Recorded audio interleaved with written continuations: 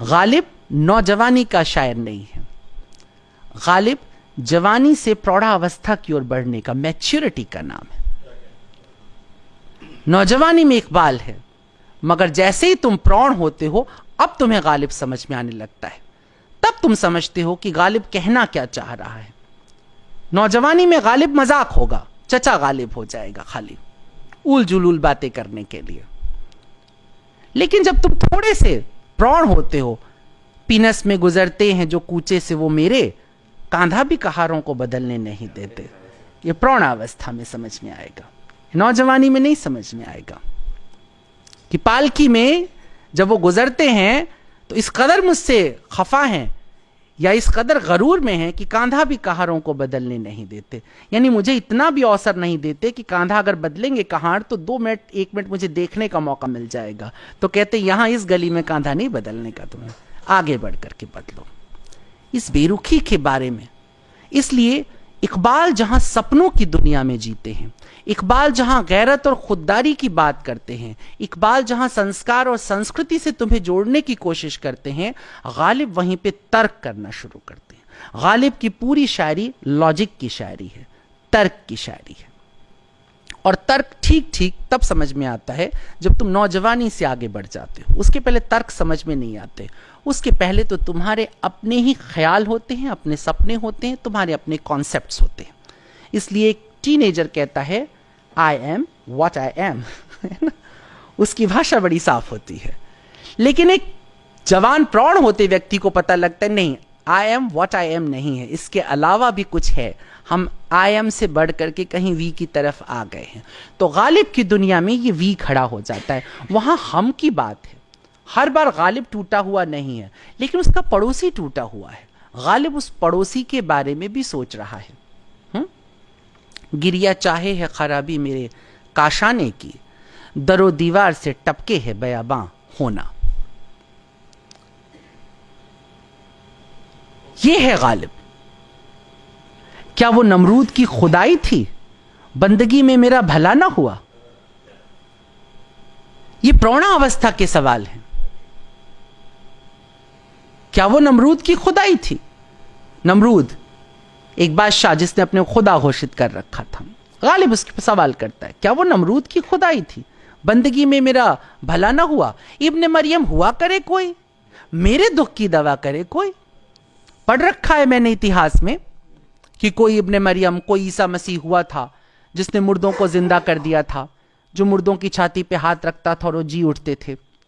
गालिब सवाल उठाता है होगा कोई इब्ने मरियम? अभी कहां है वो? यहां इतने जो मुर्दे पड़े हैं, जो दिल्ली बर्बाद हो रही है, गदर, कहर, वबा सब दिल्ली में है।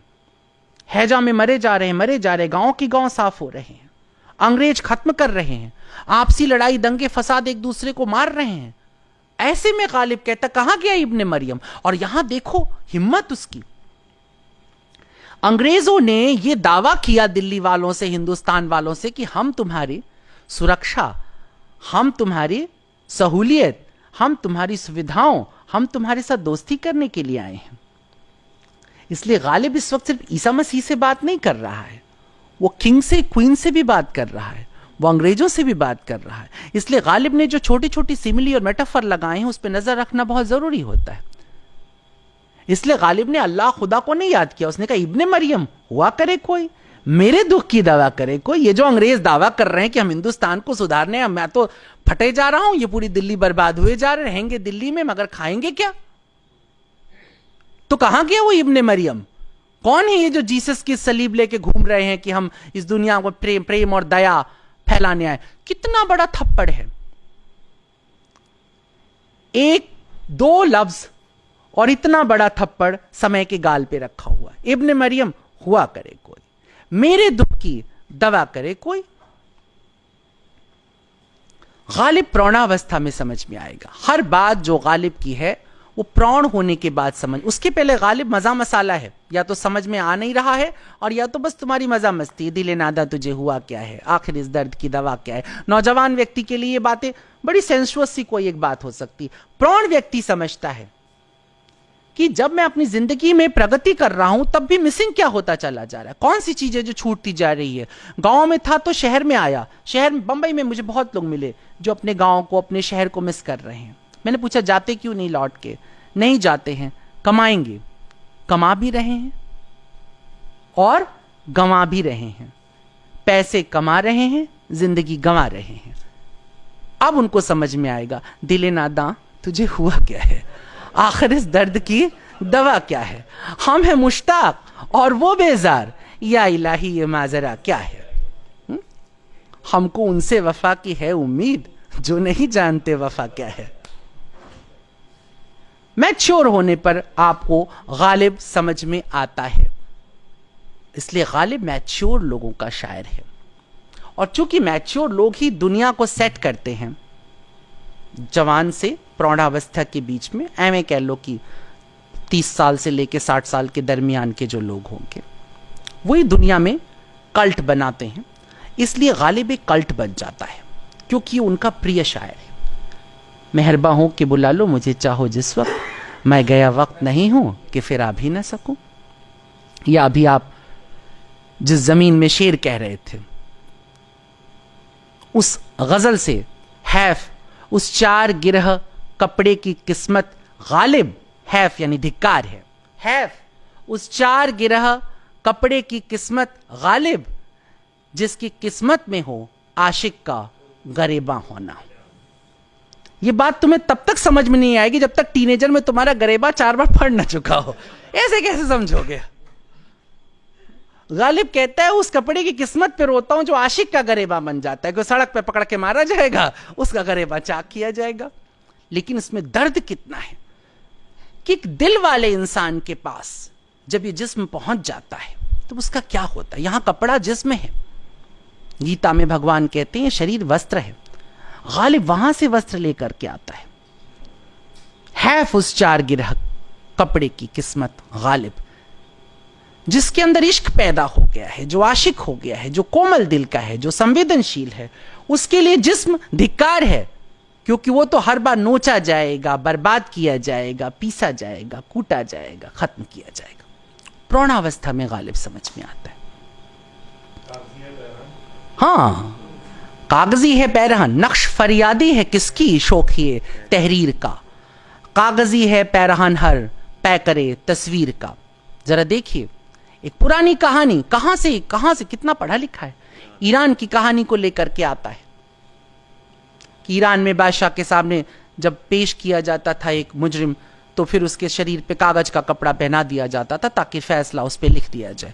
गालिब एक सवाल खड़ा करता है और इस सवाल में एक तंज है, एक व्यंग है। वो ईश्वर के सामने एक व्यंग करता है, समय के सामने एक व्यंग करता है, कुदरत के सामने एक व्यंग करता है। नक्श फरियादी है किसकी शौकी है तहरीर का। कौन है, किसके लिए समाज, इस दुनिया के सारे लोग कागज के कपड़े पहन के खड़े हैं? वो कौन है कातिबे तकदीर जो इसके ऊपर हुक्म पे हुक्म, फैसले पे फैसले लगाए चला, और किस गुनाह के लिए? कावे कावे सख्त जानी हाय तन्हाई न पूछ, कावे कावे धीमे धीमे, कावे कावे सख्त जानी हाय तन्हाई न पूछ, सुबह करना शाम का लाना है जुए शीर का। उस दौर में मैं जी रहा हूं जहां पे सुबह से शाम करना यूं लगता है से फरहाद को दूध की नदी निकालनी पड़ रही है, पत्थर से, पहाड़ से दूध की नदी। कितना मुश्किल है जीना। देखिए, तो गालिब को समझने के लिए प्रौढ़ा अवस्था में प्रवेश करना पड़ता है। गालिब मैच्योरिटी का शायर है, और अगर आप गालिब को समझने लगे तो आप मैच्योर होने लगे। गालिब के एक भी गजल, क्योंकि गालिब बहुत अच्छे एडिटर हैं, संपादक हैं, वैसा संपादन किसी ने साहित्य में किया नहीं है। गालिब के बच्चे मरे और मरे और मरे और मरे, कोई 15-16 महीने से ज्यादा जिया नहीं। बच्चे मरते गए, लड़के मरे, लड़कियां मरी, सब मरते चले गए। तो गालिब के बच्चों के मरने का गम भी जाता रहा। रंज से खुगर हुआ इंसान तो मिट जाता है रंज, मुश्किलें मुझ पर पड़ी इतनी कि आसान हो गई। तो एक कवि के लिए, एक साहित्यकार के लिए, एक शायर के लिए उसकी रचना ही उसका बच्चा होता है। क्योंकि गालिब की जिंदगी में इतने बच्चे वक्त ने छीन लिए थे, इसलिए गालिब को 2 मिनट नहीं लगता था अपने किसी भी शेर पे कलम चला देने में से कि काटो और फेंक दो इसे। ये मेरे मयार को नहीं आता है, ये मुझे सूट नहीं करता। ये संपादन की शक्ति, गालिब की एडिटिंग गालिब को गालिब बनाती है, ये उसकी मैच्योरिटी है। वरना अगर वो भी अपना पूरा जखीरा छोड़ गए होते तो शायद पूरे मिर्जा गालिब ना हो पाते। लेकिन जरा सा मिर्जा गालिब है। हाँ हाँ, उनको इस तरह से सब कुछ ऐसे समेटा है, इतनी खूबसूरती से सजाए। और गालिब इस बात को जानते हैं। सब कहां, कुछ लालाओ गुल में नुमाया हो गई, खाक में क्या सूरतें होंगी कि पिन्हा हो गई। न मालूम कितने इनकलाब लिखे हों कागज पर, लेकिन दरोगा के डर से दफन कर दिया हो, फेंक दिया हो। खाक में क्या सूरतें होंगी कि पिन्हा हो गई। न मालूम कितने इश्किए हों, पर उमराव के डर से दफन कर दिया हो।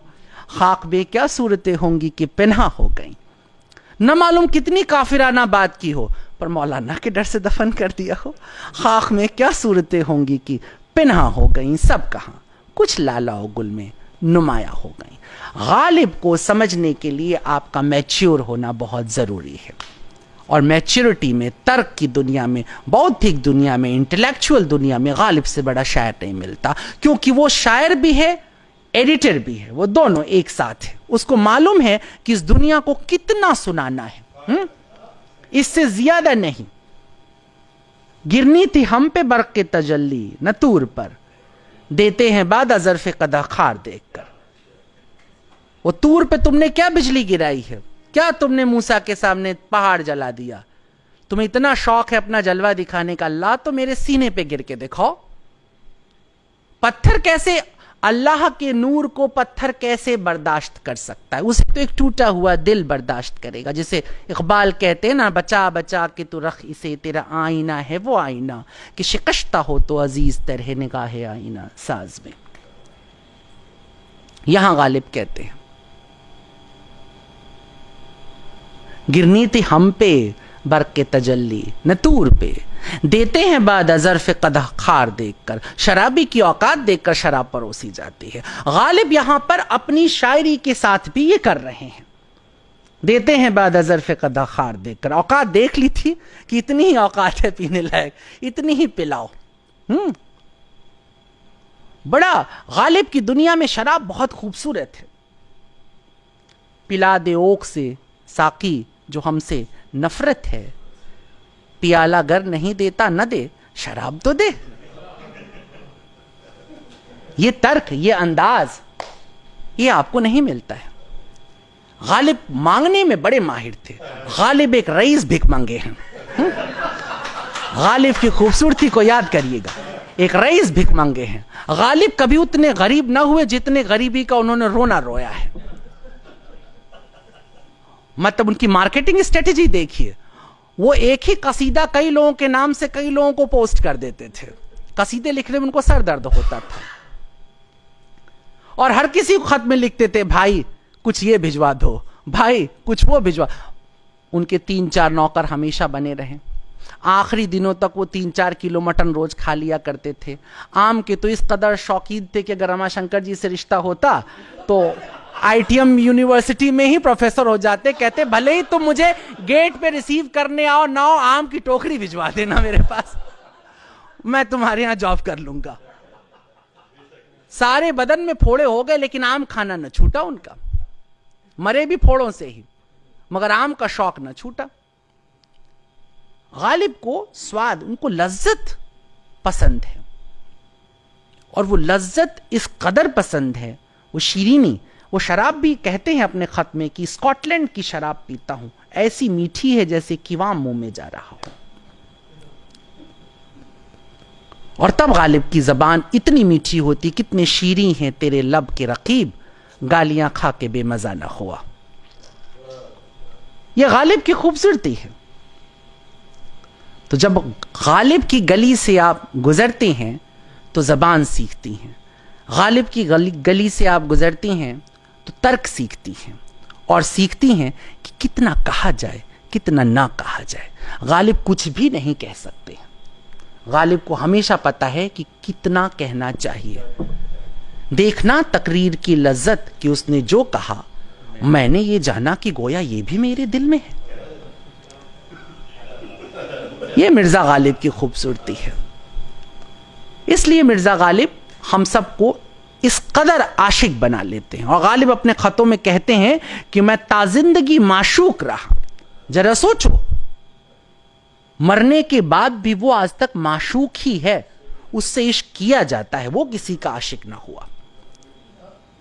और माशूक होने की पहली शर्त होती है कि तुम किसी के आशिक ना बनना। अगर तुम आशिक बन गए तो तुम माशूक ना रह सकोगे। इसलिए गालिब की दुनिया में इश्क तो होता है मगर दूसरे करते हैं। गालिब के इश्क में एक अजीब सा पेंच है, उसकी लड़ाइयां अजीब हैं। गालिब जब इश्क करेंगे तो एक सामान्य बनारसी भाषा में वो रिरिया के इश्क नहीं कर सकते हैं। उनके इश्क में ठसक रहेगी। मैं बुलाता तो हूं उसको मगर ए जज्बे दिल उस पे बनाए कुछ ऐसी कि बिनाए न बने। ये है गालिब। मैं बुलाता हूं पर जाके नहीं कह दूंगा कि आ जाओ, उस पे बनाए कुछ ऐसी कि बिनाए न बने। नुक्ताची है, गमे दिल उसको सुनाए न बने। क्या बने बात जहां बात बनाए न बने। ये है गालिब। तो गालिब की जबान की, उसकी भाषा की, उसकी साहित्य की सुंदरता इसमें है कि वो तर्कों से अपनी बात रखता है।